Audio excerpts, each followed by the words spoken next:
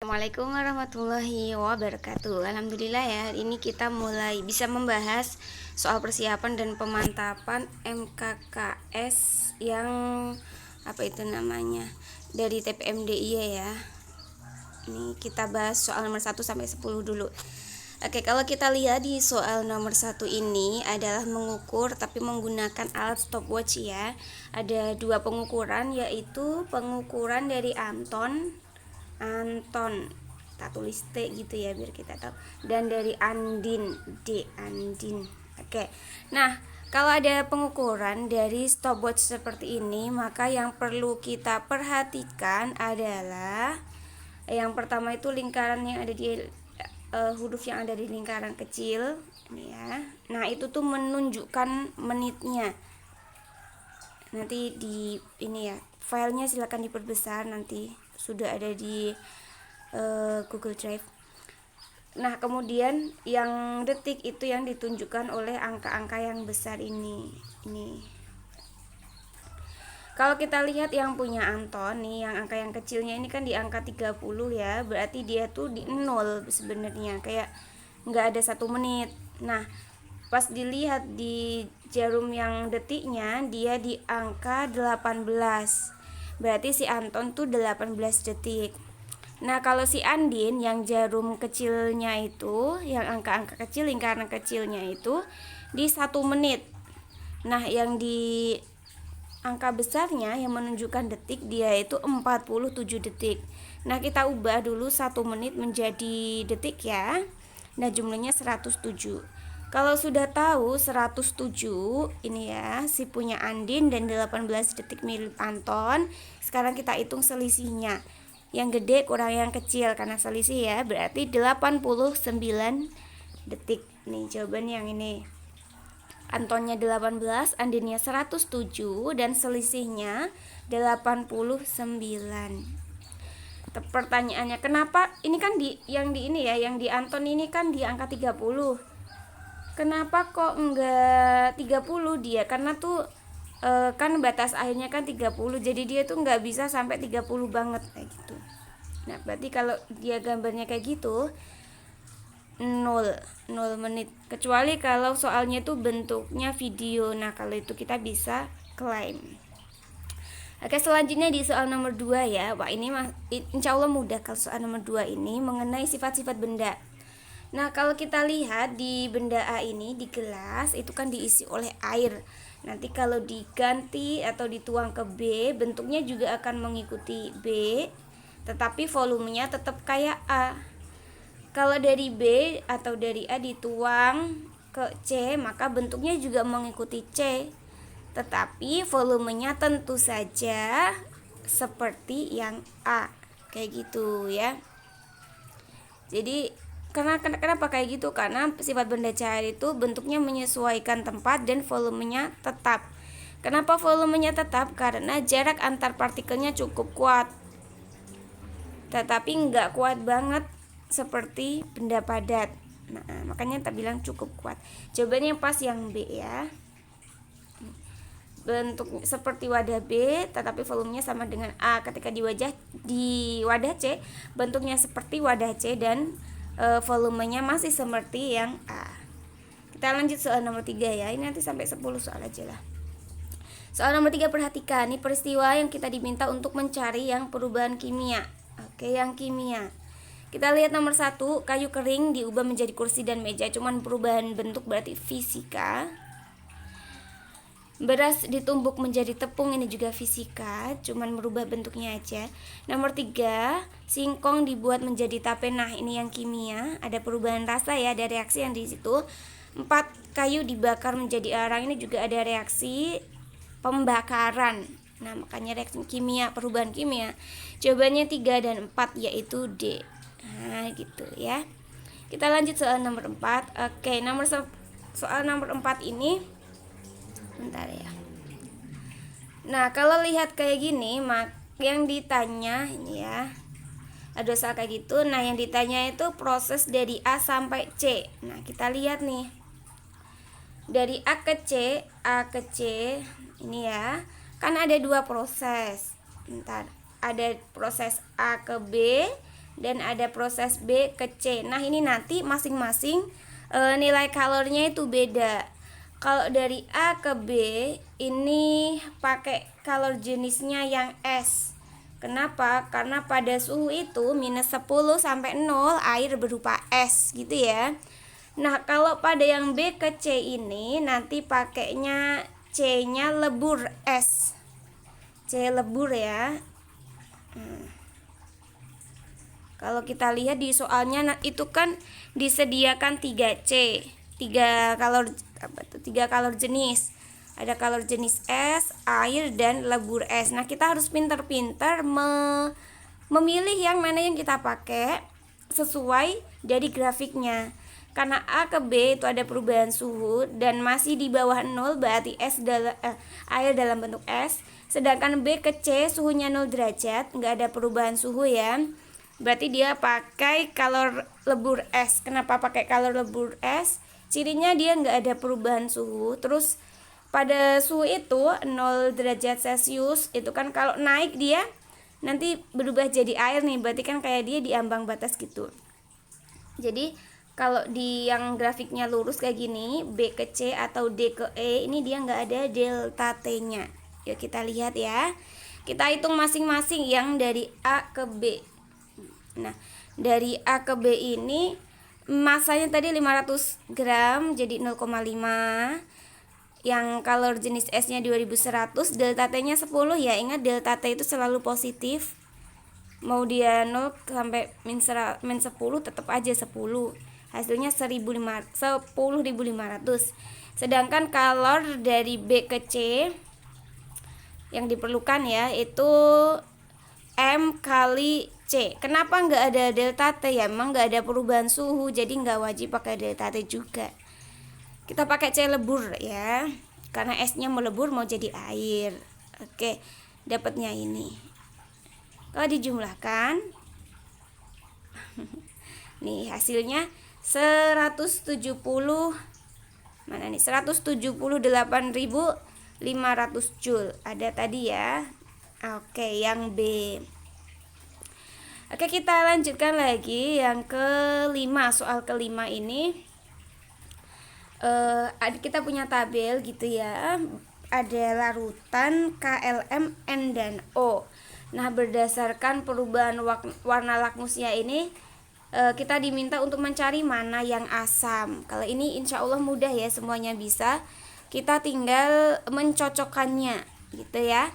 Misalkan yang K ini dia biru tetap biru, merah tetap merah, berarti K-nya netral. Yang L dikasih lakmus biru dia jadi merah, berarti memerahkan lakmus biru, berarti dia asam ya. Kalau M dia dikasih ini ya, yang kalau M ini dia dikasih lakmus merah jadi biru, membirukan lakmus merah, berarti basa. N memerahkan lakmus biru, asam. O memerahkan lakmus biru, asam. Nah, kalau dilihat yang asam ya L, N, dan O. L, N, dan O. Jawabannya C. Yuk kita lanjutkan ke soal nomor 6. Ini juga nggak susah, yang penting kita tahu konsepnya ya. Nah, yang ditanya itu yang molekul unsur. Jadi keempat gambar ini 1, 2, 3, 4 semuanya itu gambar molekul. Tapi ada yang molekul unsur. Maafin tulisan jelek pakai jadi. Ada yang molekul senyawa. Kalau molekul unsur itu atomnya sama. Kalau molekul senyawa itu atomnya beda-beda ya. Kita harus tahu konsepnya kayak gitu. Nah, sekarang kita lihat yang gambar nomor 1. Dia ini atomnya berbeda-beda, berarti molekulnya senyawa. Nomor 2 atomnya sama semua, berarti molekul unsur. Nomor 3 molekul senyawa. Dan nomor 4 molekul unsur. Jadi kalau yang ditanya tuh molekul unsur berarti 2 dan 4. Pokoknya ingat-ingat aja kalau molekul unsur itu atomnya lebih dari 1 tapi sama jenisnya. Kalau lihat kan gambar 2 sama-sama ungu kotak. Yang gambar 4 juga sama-sama jajaran genjang biru ya. Jadi atomnya jenisnya sama. Oke, kita lanjut ke soal nomor 7. Soal nomor 7 ini juga ada dua tahapan ya menghitungnya. Oke, kita lihat ya. Oke, soal nomor 7 ini kita punya yang pertama-tamanya ini bendanya tuh dua-duanya digabungkan. Nah, kalau kedua balok ini pakai gaya ini, resultan gayanya ini ya. Nah, dia itu percepatannya 5. Ditanya kalau bagian atasnya diambil, cuman bawahnya aja ya, cuman pakai yang warna biru aja, kira-kira percepatannya berapa? A-nya berapa gitu ya, A yang biru. Nah, caranya kalau seperti itu, berarti yang pertama kita harus mencari masanya yang ini dulu kan ya. Masa yang biru ini berapa? Supaya kita bisa ngitung. Nah, kita pakai mencari masa yang biru ini ya. Pakai percepatan yang ini. Nih, pakai rumusnya yang ini nih ya.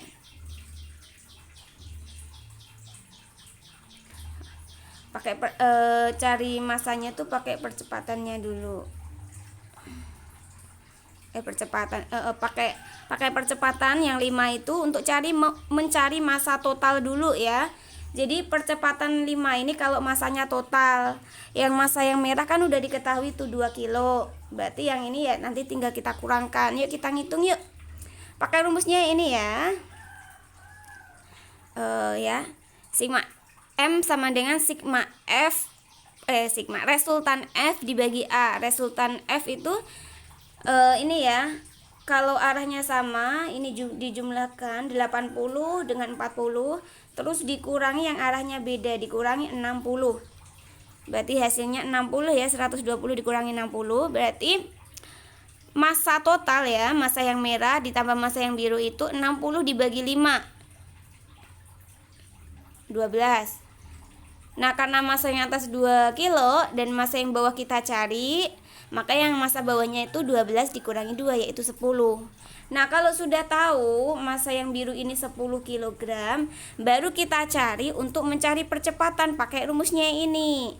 A sama dengan resultan gayanya dibagi masanya. Tadi kita tahu resultan gayanya itu 60 ya. 60 dibagi masanya 10, 60 bagi 10 jawabannya A, 6 meter per sekon kuadrat. Oke, jadi ini langkah-langkahnya. Yang pertama mencari masa benda pakai percepatan, mencari masa benda yang biru ya, yang bawah pakai rumusnya itu. Kemudian setelah tahu masanya kita mencari nilai percepatannya yang bawah. Oke, jawabannya A yang tadi ya, benar 6 meter per sekon kuadrat. Oke, selanjutnya soal nomor 8. Oke, ini juga 2 langkah pengerjaannya. Kalau ada buah jatuh seperti itu ya, kita tahu nih, ditulis dulu yang diketahui ya. Nanti ini masanya 1,5. Ini H, ini massa ya. Nah, ini ketinggian. Ini energi kinetik di B. Di B ya, energi kinetiknya. Terus ini G. Nah, yang ditanya itu energi potensial ketika di B, EP ketika di B. Nah,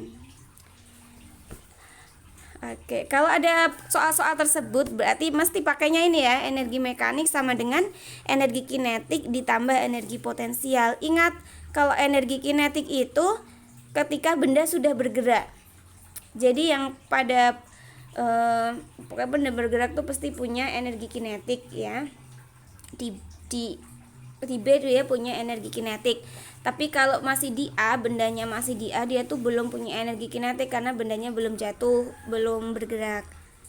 Nah, kalau energi potensial itu energi yang ketika benda itu punya kecepatan. Berarti baik di A maupun di B dia punya kecepatan ya. Oke, sekarang kita lihat dulu.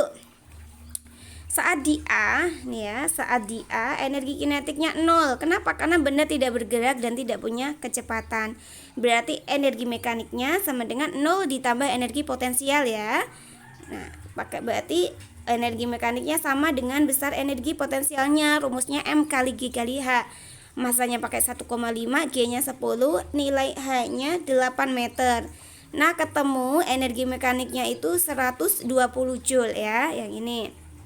Nah, kalau sudah ketemu energi mekaniknya 120 Joule, nih ya, kita kemudian gunakan energi mekanik itu untuk mencari energi potensial di B dengan pakai bantuan energi kinetik di B 80.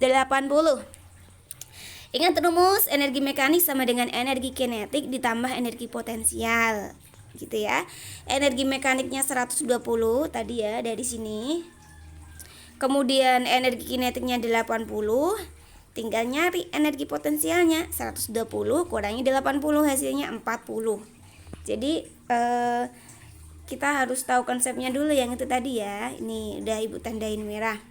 Jadi kalau benda ketika di A ya, itu EM energi mekanik sama dengan ini kan rumus umumnya ya, EK ditambah EP ya. Karena dia tidak punya kecepatan ketika di A, berarti energi kinetiknya nggak ada, berarti EM sama dengan EP. Nah, ketika di B, dia punya ketinggian, punya gerak juga, berarti EM sama dengan energi kinetik ini ditambah ya Allah, ditambah energi potensial. Mana ya yang biru ini? Oke. Nah, dari nilai EM ini yang atas nanti masukkan ke sini ya untuk mencari nilai energi potensialnya. Energi kinetiknya kan sudah tahu. Jadi prosesnya kayak gitu ya. Coba nanti kalian coba kerjakan sendiri ya. Oke, kita lanjut soal nomor 9. 9 ini fenomena alam akibat revolusi bumi. Revolusi bumi itu bumi mengelilingi matahari ya. Paling mudah kalau kita bingung ya, rotasi yang mana, revolusi yang mana, kita hafalkan saja yang rotasi bumi. Jadi kalau rotasi bumi itu kan bumi bergerak pada porosnya. Jadi itu ciri-ciri yang paling mudah dihafal, seperti kayak matahari terbit dari timur, tenggelam di barat. Nah, itu termasuk rotasi. Oke, kita cocokkan aja ya satu-satu dari 1 sampai 5. Nomor 1, matahari terbit dari timur, tenggelam di barat, itu masuknya rotasi. Daerah musim mengenal musim penghujan. Kalau musim-musim kayak gitu biasanya masuknya revolusi. Nomor 3, kita mengalami pergantian siang dan malam, itu juga rotasi. Nomor 4, rasi bintang berbeda tiap bulan. Nah, ini juga revolusi. Pokoknya kalau perubahannya tuh jangkanya lama, berarti itu revolusi ya. Kayak nomor 5 juga nih. Subtropis di musim dingin mengalami siang lebih singkat. Nah, meskipun ada kata siang-siangnya, tapi kita nggak boleh terkecoh karena di situ ada kata-kata di musim dingin. Berarti di musim panas kan nggak gitu ya? Karena menyangkut ke musim-musim, berarti dia waktunya kan lama jangkanya, berarti masuknya revolusi. Jadi yang masuk revolusi itu 2, 4, dan 5. Jawabannya D. Ya. Oke, kita lanjut ke soal nomor 10. Nomor 10 ini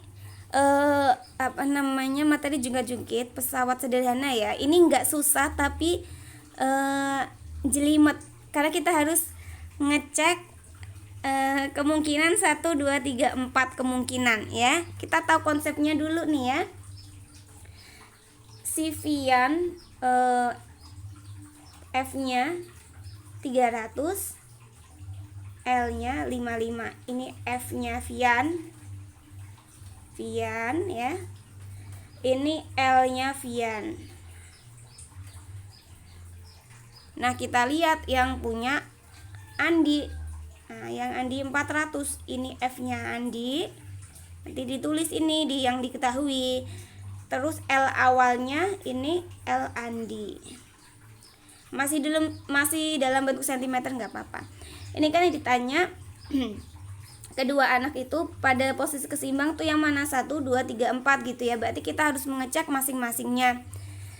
Nah, konsepnya itu jungkat-jungkit akan seimbang jika ini nih.